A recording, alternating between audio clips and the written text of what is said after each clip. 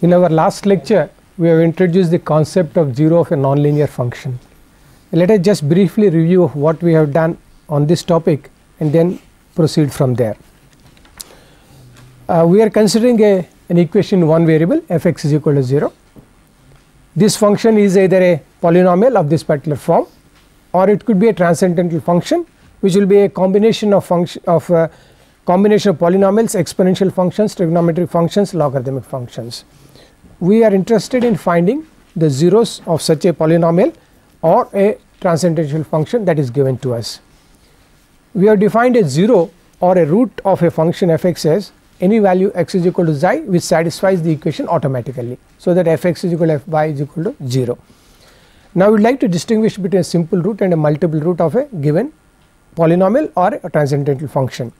If x is equal to xi is a simple root, then f of xi is 0, but its derivative f dash of xi is not equal to 0. Now as we gave an example, x is equal to 1 and 2 are simple roots of this equation, a polynomial equation which can be factorized as x minus 1 into x minus 2. Similarly, if we have a root of multiplicity m, then derivatives up to order m minus 1 are 0 and mth derivative at xi is not equal to 0. Then we shall say it is a root of multiplicity m, and if we set m is equal to 1, we go back to the simple root that it is a f of xi is 0, f prime of xi is not equal to 0. Now if it is a root of multiplicity m, theoretically it is possible for us to factorize it and get the factor out. That means I can write down f x minus xi to the power of m into gx is 0, gxi is not equal to 0. This may not always be possible to do for a transcendental function, because it is not possible to write the common factor and write it, but for a polynomial, yes, we can do it. But theoretically it would be possible for us to write it in the form of f(x) is equal to x minus xi to the power of m and gx is equal to 0. We also gave an alternative definition for defining a multiple root, so that if you have a method to obtain a simple root, the same method could be used if we are able to construct a new function which also has a simple root. So with that concept, to use that concept, we know that if f(x) has a root xi of multiplicity m, then its derivative has the same root xi but of multiplicity m minus 1. So that if I now consider the ratio of these functions, these two functions, that is f(x) and f prime x, if I consider this ratio, then hx has a simple root xi. Now as I was saying earlier, if I am able to construct methods which gives me the simple root much more easily, then I can use to find the multiple root also and apply the same method on the function hx, so that I will get the simple root of hx and hence the multiple root of f(x) is equal to 0. As an example, we gave this as the multiple root of multiplicity 3, so that I am able to factorize it and then take x minus 2 whole cubed outside. Now what is it that we are really looking for? We are talking of 0 or a root of an equation, and what do we really mean by that one? What it means is that if I have if I draw the graph of this function y is equal to f(x), then either the graph is cutting the x axis like this or it is cutting the x axis like this. We are interested in finding that value which is the point of intersection of the axis with the graph of the y is equal to f(x). Now if you want to construct methods for this, there are two types of methods. One is called the direct methods, the other is the iterative methods. In the direct methods, we can produce a solution in a finite number of steps. Therefore that means we will be able to count total number of operations in a particular method and say you need to do this many multiplications, this many divisions, this many additions and subtractions. Now usually when you are giving an operational count, the total count, we normally give the major operations, that is the multiplications and divisions, and the minor operations are additions and subtractions. We know that addition subtraction takes much less than the multiplication and the divisions. Sometimes we include all the four, but very often operational count would mean the major operations. Now in an iterative method, we use the idea of successive approximation to a root. What we mean here is that we start with an initial approximation, we will get the initial approximation through some other way, and then starting with that initial approximation, we shall now proceed to find the sequence of approximations x1, x2, x3, and which we hope it will converge to the exact root of the solution. When it will converge, when it will not converge, we will look at it.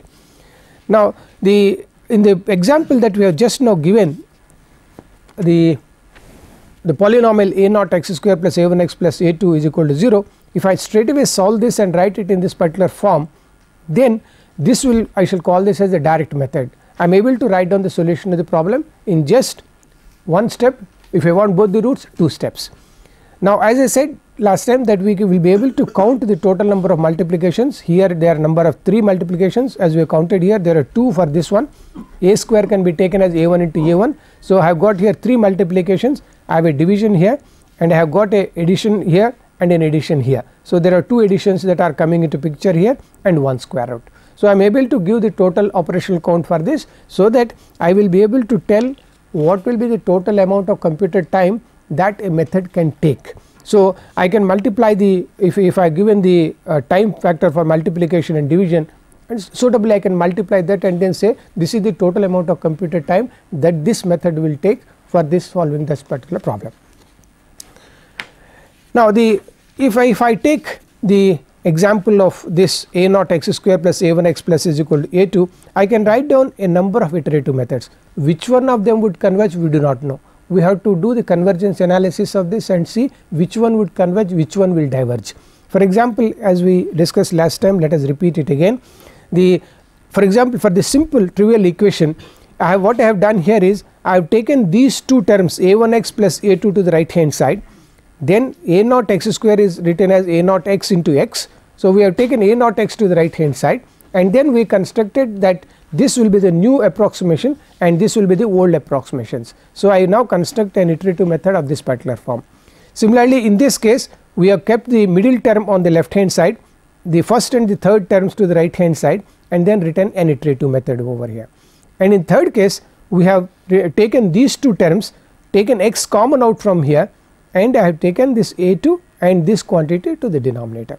So therefore this describes 3 iterative methods for solving the same problem, and all of them are the form xk plus 1 is equal to g of xk, so that the new approximation is here and the old approximation over here. As I mentioned, which one of these 2 will converge we will see later on. Now we have just now mentioned that what it gives us is an infinite sequence of approximations. Now it is very important for us to know, does this sequence converge at all? I mean, what is the convergence criteria, how we are going to impose it. Secondly, it is an infinite sequence of approximations. When do we stop this iteration? Because theoretically we are doing infinite cycles of computation, but we will have to terminate it at some stage, and termination stage could be that we say that we need this particular accuracy or some other things that should be given, so that the iteration can be terminated at some stage. Now what do we mean by convergence? Let us define it. By convergence we mean that we have a sequence of iterates xk, it converges to the exact root xi if we are taking infinite sequence. So limit k tending to infinity xk minus xi is equal to 0. Now I can define xk minus xi as error at any iteration, because this is the value that we are obtaining at a particular iteration, this is the exact root. So I can define this xk minus xi as error at any particular stage, now during that iteration I can find out what is the magnitude of the error, and if the error goes to 0, as k tends to infinity, we are getting limit xk is equal to xi. That means we are now achieving convergence. Even though this is the test, we shall see how we are going to apply this. Now the second point is, when should we stop the iteration?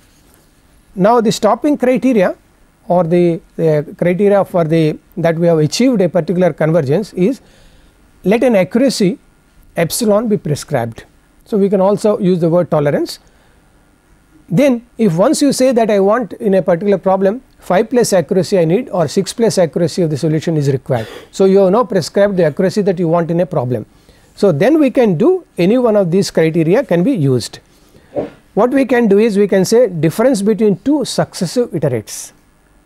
Now we are doing starting with x0 we got x1, got x2, we got x3. So I can find out the difference between these 2, any 2 starting at a particular stage. After few iterations we can start testing what is x3 minus x2 in magnitude, what is x4 minus x3 in magnitude. So, I can go on finding what is the in magnitude what is the difference between two successive iterates. If it is less than the tolerance that is given to us, then I can stop the iteration and then give you the output of the whatever output that is required.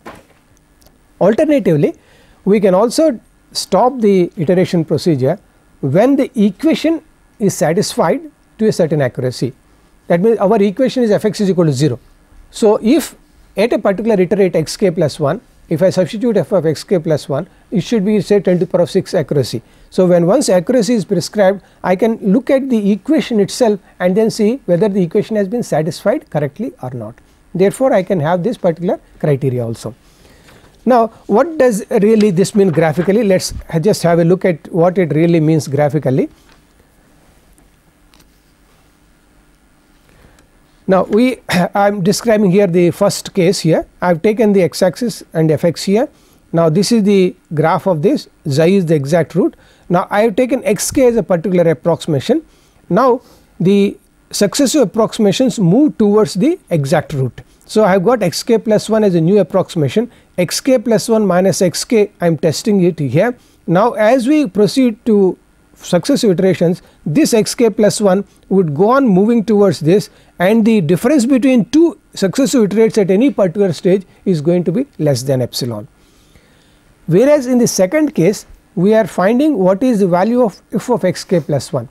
F of xk plus 1 is nothing but fx, that is your ordinate.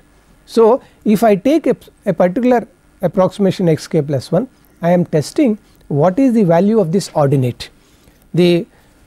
As we move towards this root xk plus 1, this f of xk plus 1 goes to 0 and finally f of xi is exactly equal to 0. Therefore, here in this case we are testing the ordinate, whereas in this case we are testing the abscissa, that is the difference between two successive approximations is less than epsilon or not. Now, sometimes you may have to use both. The reason being, we would like to know when this criteria that we have written or this criteria may fail. It may fail.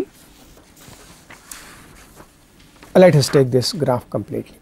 The criteria, the first criteria may fail when the graph of fx cuts x axis almost vertically.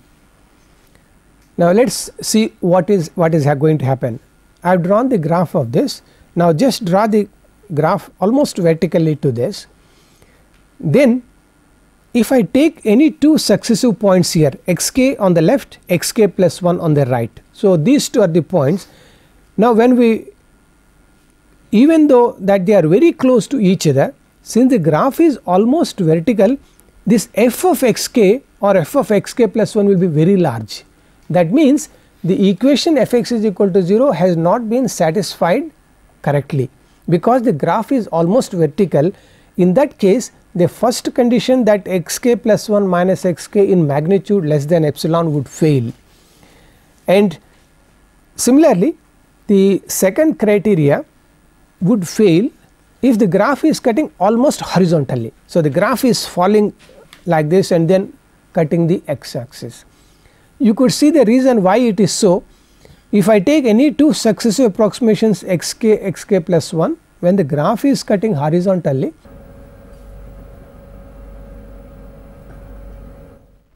where the f of xk plus 1 is almost 0, but the difference between xk and xk plus 1 will be very large. Now, look at the graph which can write almost tangentially to this one and cutting it. So, if you take the value of the ordinate is less than epsilon, but we are not getting the root because we are far away from the root, because it is cutting very horizontally. Of course, if you are going to test both of them together, there is no question of failure. If you want to use both the conditions together, then there is no question of failure in any particular case. However, in most of the cases we may not use both of them, hoping that it is not a typical case of one of these two cases, but the failure can obtain. That means, when you are solving a particular problem and you have difficulty, that you may have to think that maybe a kind of the graph of the function is coming either horizontally or vertically. Therefore, we can use both the conditions together to avoid that particular pitfall. Now, the next step is that we said that I want an iterative method, but I want a starting approximation. Obtaining a starting approximation is very important, because suppose an equation has got a root at -10, root is -10. If I start an approximation at say +5 or +10, which is so far away from the root, it may not be possible for the iterative method to converge that root, because it is too far away from the root. Therefore, it is necessary that the approximation which we are talking of should be in the neighborhood of the root. Neighborhood does not mean a small very epsilon neighborhood, it is quite large, a reasonably large. Maybe the root, say root is lying -10, you may say the root is lying between -15 and -8, or root is lying between -15 and -5. So, a reasonably large interval is allowed, so that we need a suitable initial approximation. And in fact, in many cases the situation would become much worse if we have a system of nonlinear equations. Here we are talking of one variable problem, that is fx is equal to 0. If I take two variable problem as fxy is equal to 0, gxy is equal to 0, it is nonlinear in two variables. So, I need very good approximation for both the variables x and y. Therefore, this situation will become more important in the case of system of nonlinear equation, which is very commonly encountered in almost all your applications. Now, there are two ways of obtaining the initial approximation. One is the use of graphic method, the other is the use of intermediate value theorem. Let us see what we mean by the graphic method. In the graphic method, if I am able to draw the graph approximately, we are not talking of exactly drawing the graph. If I am able to draw the graph of x is equal to approximately, I can use it to get a initial approximation. So, draw the graph of it, let it cut the x axis at a particular point, and when it cuts the x axis at that point, I can take that as the required approximation or initial approximation for this. That means I have got a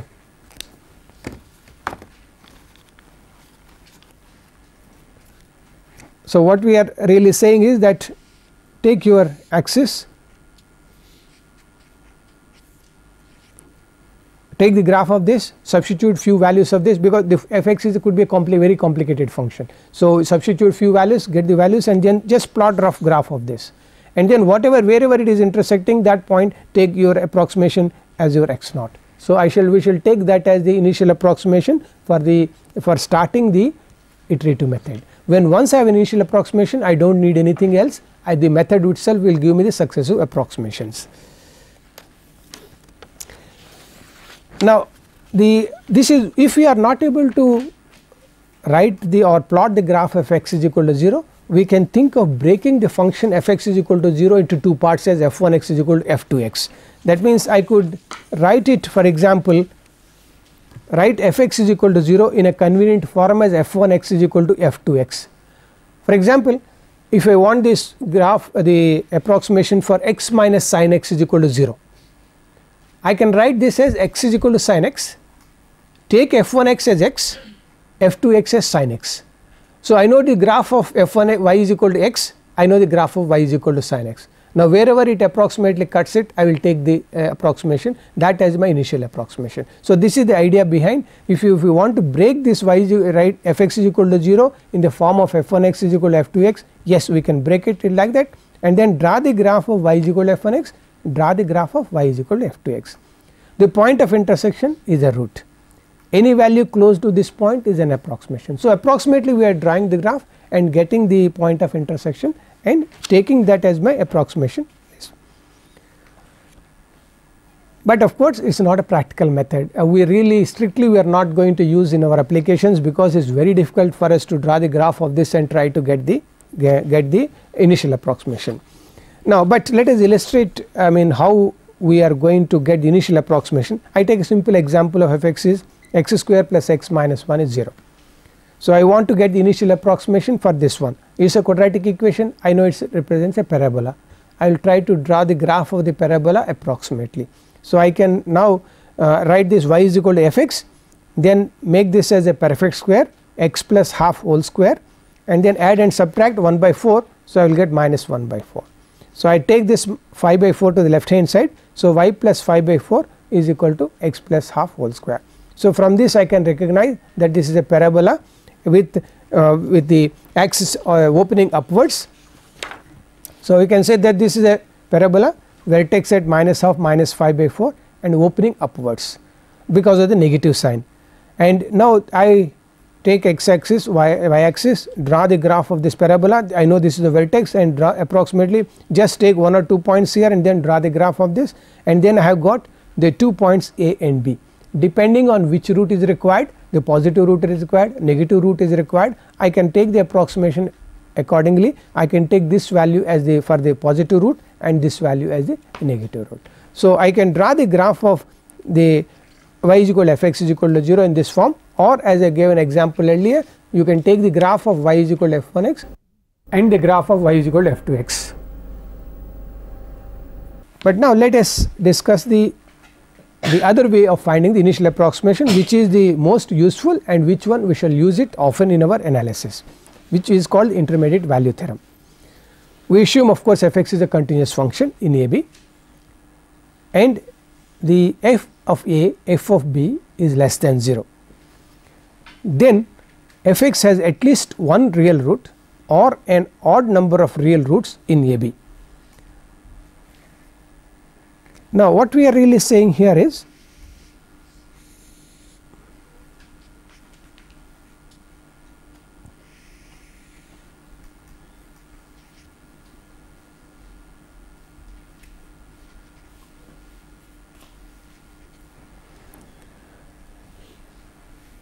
f(x) is a continuous function on AB, f of A into f of B is less than 0. So or the graph need not be like this, it could be, it does not matter if it is cutting the other way around.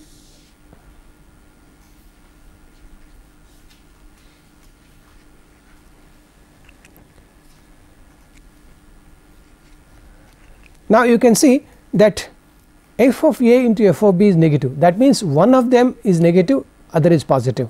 Therefore either f of A is negative here, this ordinate is negative, this ordinate is positive, or alternatively this ordinate is positive, this ordinate is negative. When the product of these two ordinates is negative, it has to cross the graph, has to cross the x axis. Since the graph is crossing the x axis, we have located a root in that particular interval. Then f(x) has one real root or an odd number of real roots in the AB. Obviously I have taken a nice graph like this, but it is possible that the graph is cutting the x axis more than once. So it will be, then we will have the located more than one real roots. Therefore it will have one real root or an odd number of real roots, particularly when the roots are very close to each other, say 1 and 1.2, let us suppose were the roots of particular equation. You might have seen that the root lies between 0 and 2. So like that you will construct, but of course not correct, should say 3 roots, because it is going to odd number of real roots. So there are 3 roots, 1, 1.2, 1.4, and you picked up the interval as 0 and 2. Therefore it will say that it has got at least one root in the interval, one or odd number of roots. So this way I can locate it, and once I locate it, I know that I should be, approximation should be good. That means the initial approximation should be close to the exact solution. Therefore if necessary I can refine, let us suppose you say that 0 is between 0 and 50. Now this interval is too large, I can reduce this interval further to test whether at 25, say 0 and 25 is the root is there, or 25 and 50 root is there. It is possible for me by using the intermediate value to reduce the length of the interval to any length which I want. Then I can go for a numerical method and construct the numerical method. So let us take the simple example of the same one earlier we had, f(x) is equal to x squared plus x minus 1 is 0.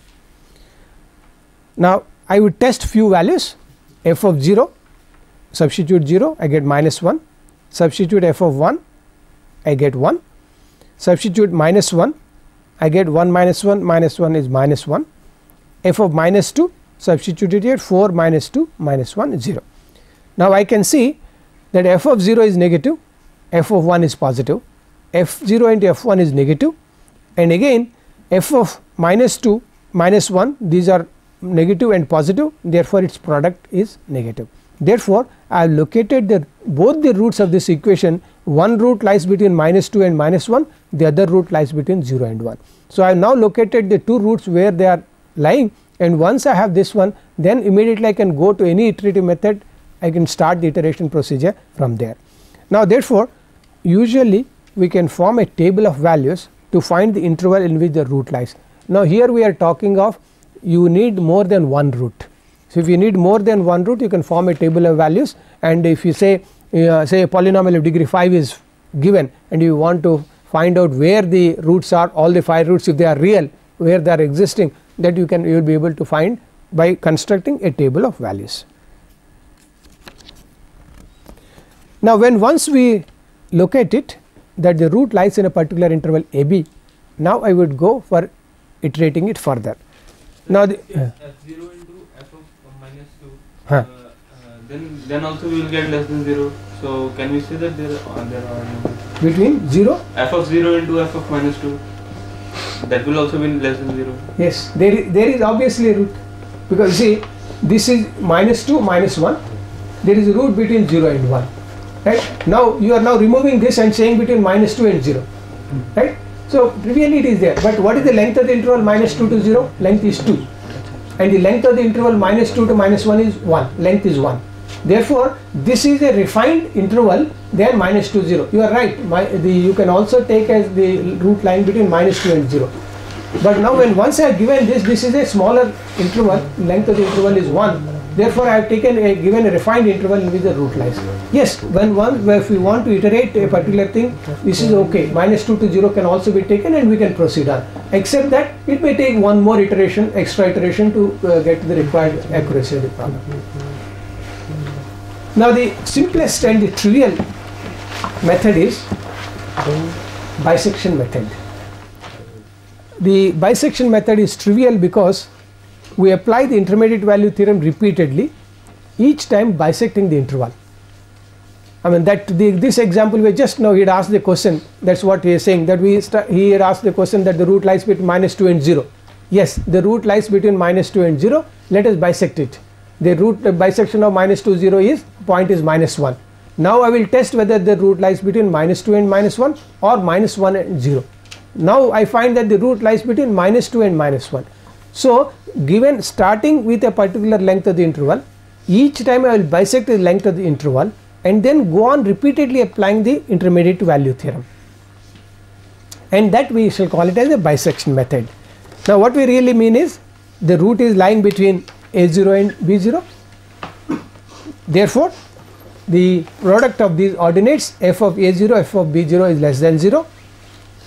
Now I bisect the interval and write this a1 is equal to a0 plus b0 minus a0 by 2. Here I may make a comment here. I had written the middle point of a0 b0 not as a0 plus b0 by 2, but I have use this as a0 plus b0 minus a0 by 2. Of course, if I simplify it in our ordinary way, it will be a0 b0, but if you are going to a computation with finite length, you can take a simple example of a 4-digit number and then two 4-digit numbers and then find out what will be a0 plus b0 by 2 and what will be a0 plus b0 minus a0 by 2.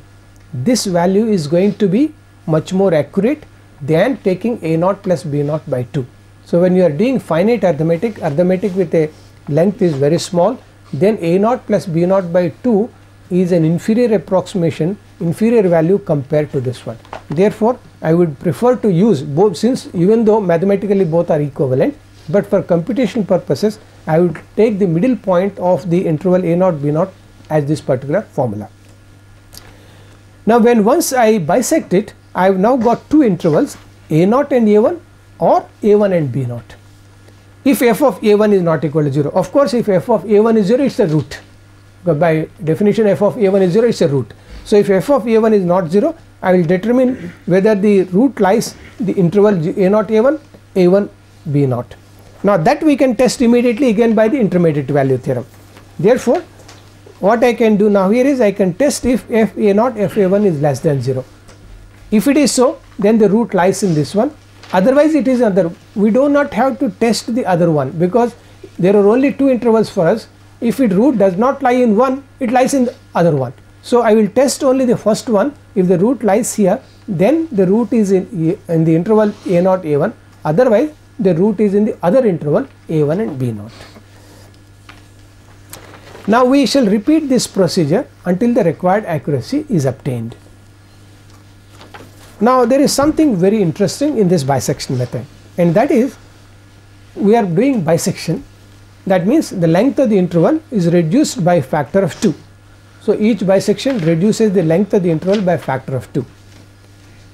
If after n bisections the length of the interval is reduced by a factor of 2 to the power of n, so I am doing n times the repeated bisections, so therefore each time it is reduced by a factor of 2, 2 square, 2 cubed, so on. So the after n bisections the length of the interval is reduced by the factor of 2 to the power of n. That means if I start say the interval as 0 to 10, then the next interval, let us hope the interval is in somewhere near 0. So the next time we will have a 0 to 5, that is a factor of 2. Now I divide by a factor of 2, that is 2.5, 0 and 2.5. So it is now reduced a factor of 2 square. So each bisection will reduce by a factor of 2, so that after n bisections it is reduced by a factor of 2 to the power of n.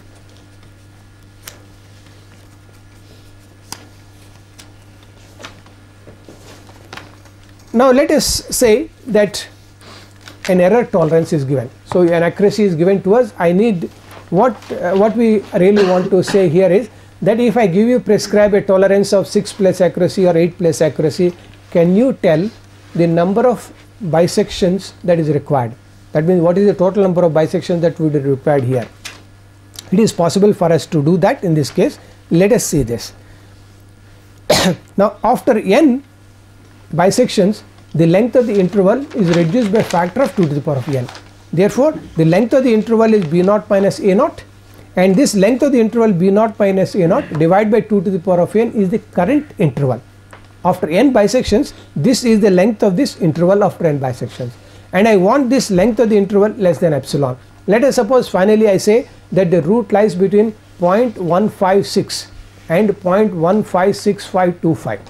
So these two are agreeing to the 3 decimal places. So we are finally going to locate the root in the interval in which the a0 and b0, the difference between them is less than given accuracy epsilon. So this is the quantity that we have, that is the length of the final interval is less than epsilon.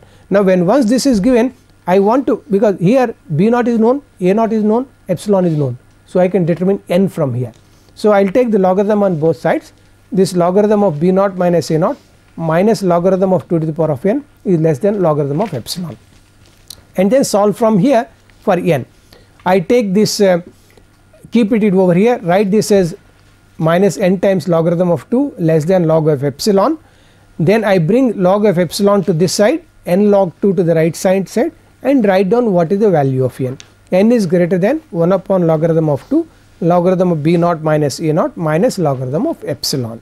So this is the n is the number of iterations that is required. So what this states is I need a minimum of this many iterations, whatever the digit the nearest integer that we have here. I take the nearest integer and then say that this is the number of bisection iterations that will be required to get this accuracy of epsilon. Now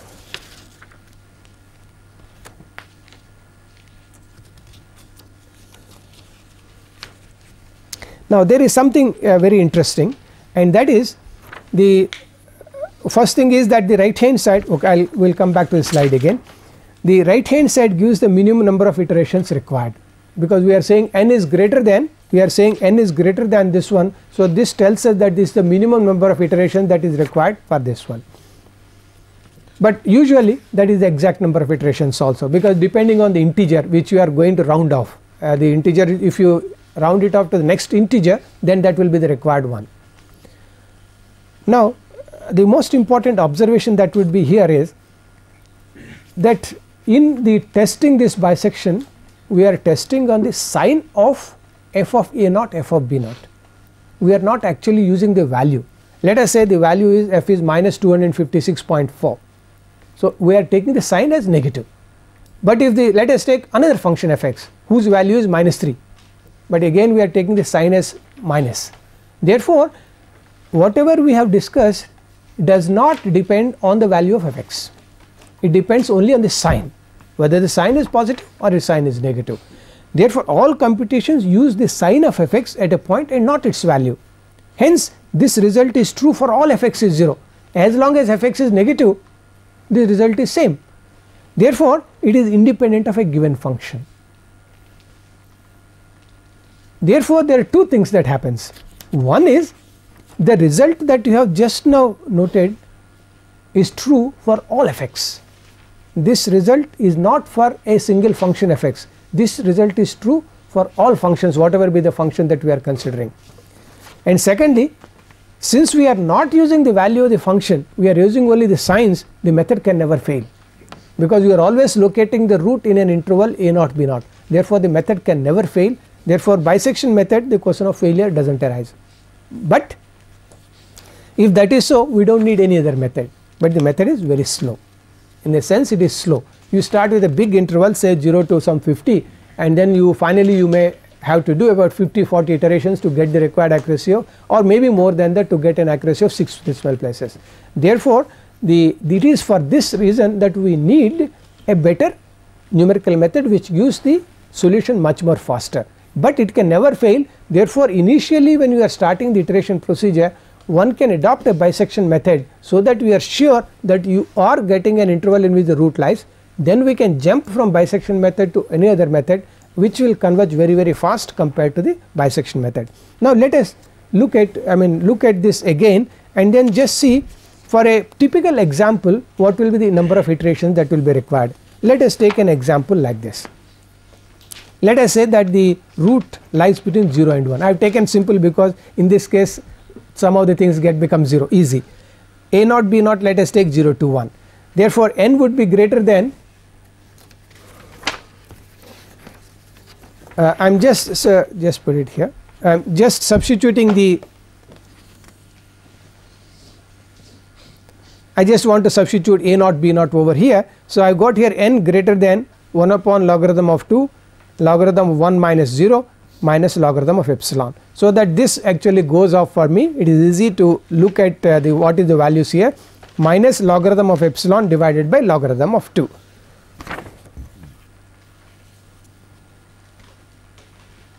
Then I would give the values for epsilon the accuracy that we want in a particular problem, 10 to the power of minus 2.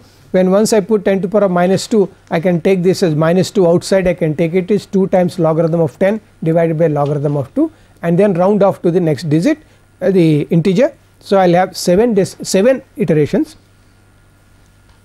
If I take 10 to the power of minus 3, I get 10 iterations, 10 to the power of minus 4 I have got 14 iterations. Similarly, I can construct for any other given epsilon.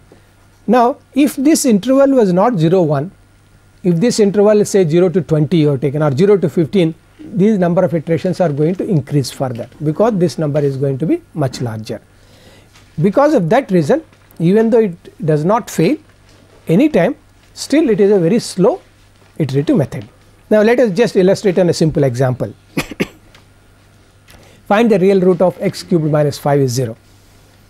Now, I would first of all locate an interval of length unity. Let take the interval of length as 1. So, f of 0 is minus 5, f of 1 is minus 4, f of 2 is 3.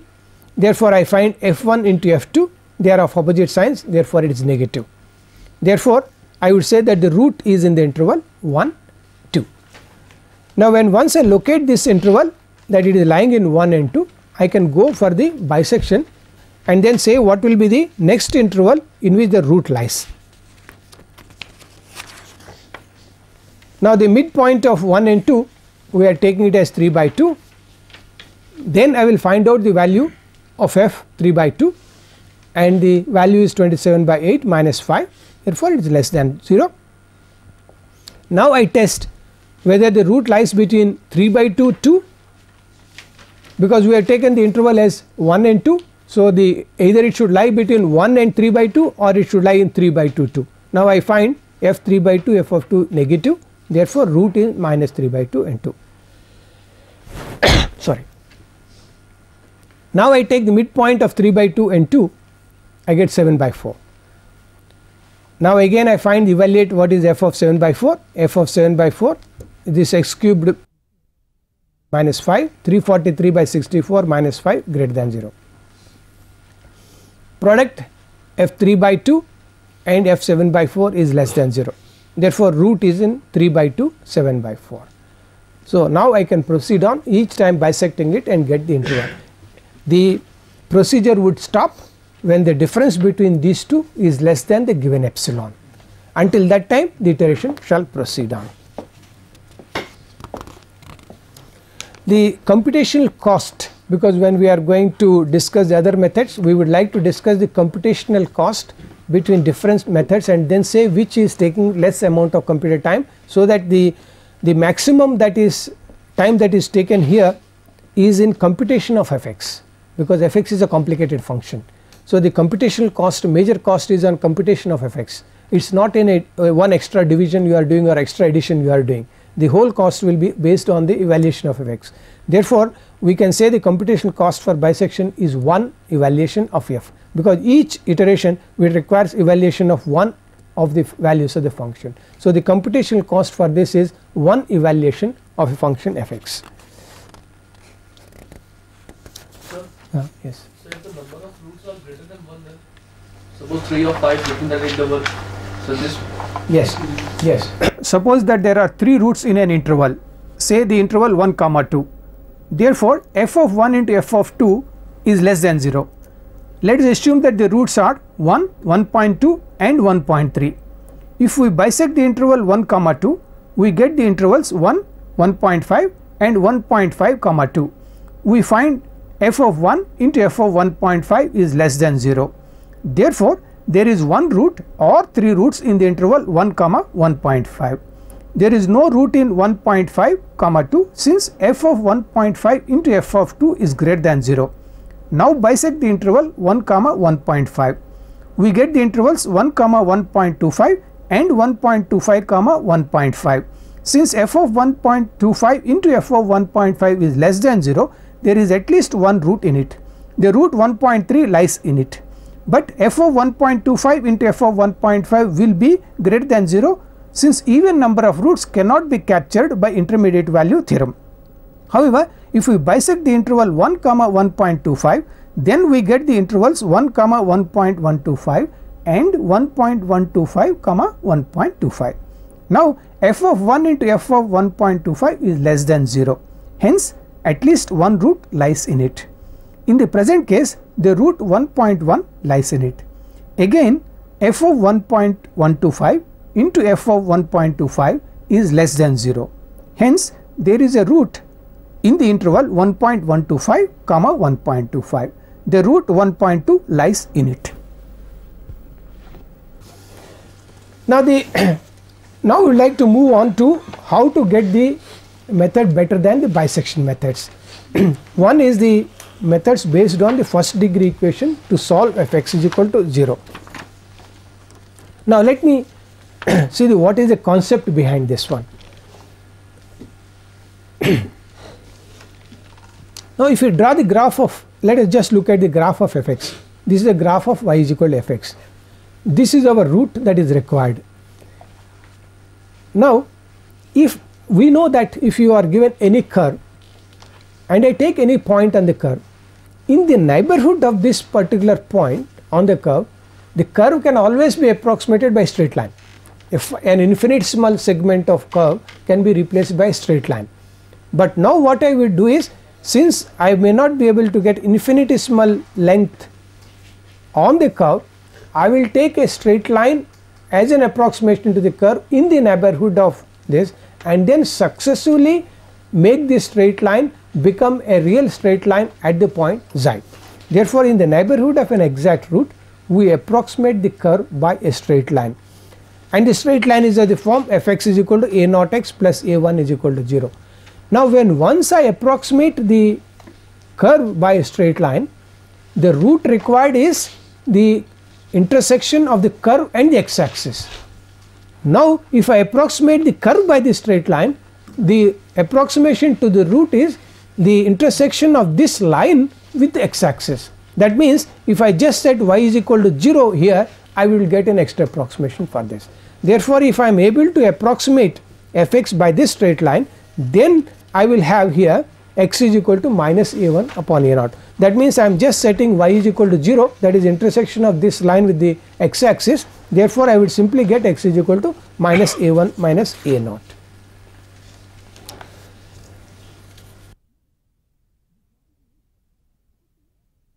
let me just go back to this one. Now we say that we have approximated the curve by this straight line. How do you approximate it by straight line? How do you get the values of A0 and A1? Now we can get different methods by following different procedures to find the values of the constants A0 and A1, and these give us number of methods. The first method that we shall take is a secant or a chord method. What is a secant method is, I take any two approximations to the root, xk minus 1 xk be two approximations to the root, any two approximations. We are not saying that the root lies between xk minus 1, but it is, say if a root is 1.2, I may take 0.5, 0.8 as approximation to the root. So there are any two approximations to the given root. Then what I do is, I will take the point on the curve, I will take the corresponding points on the curve. We denote f of xk minus 1 by f suffix xk minus 1, f of xk is f of k.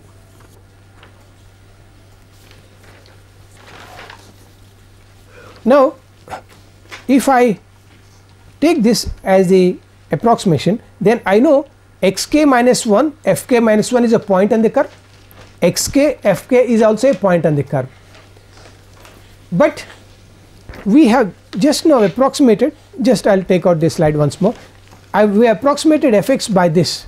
That means these points that we have taken, they are all on this line, therefore these points would satisfy this particular equation. So I can substitute xk minus 1 fk minus 1 in the equation of the line to produce f at fk minus 1 is a0 xk minus 1 plus a1, f of k is a0 xk plus a1.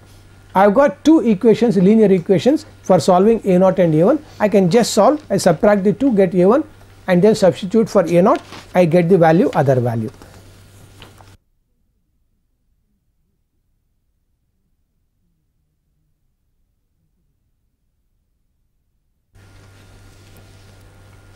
So if I subtract these two equations, what I would get is, this is fk minus 1, a1 cancels, a0 into xk minus 1, and hence a0 is solved, a0 is fk minus 1 by xk minus 1. When once I solve for a0, I can determine a1 from any one of or either of these two equations. If I take this equation, I can write a1 is equal to f of k minus a0 xk.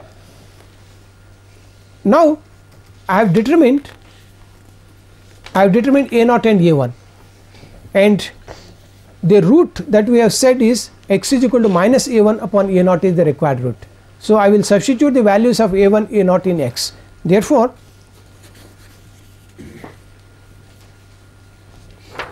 the next approximation, I found out a1. Now I will write down the next approximation, that is substituting in this xk plus 1 is minus a1 upon a0. This is a1 is fk minus a0 xk, and I dividing by a0, I will divide it, first I will take this term xk minus fk upon a0. Now substitute the value of a0, a0 is fk minus 1 xk minus xk minus 1.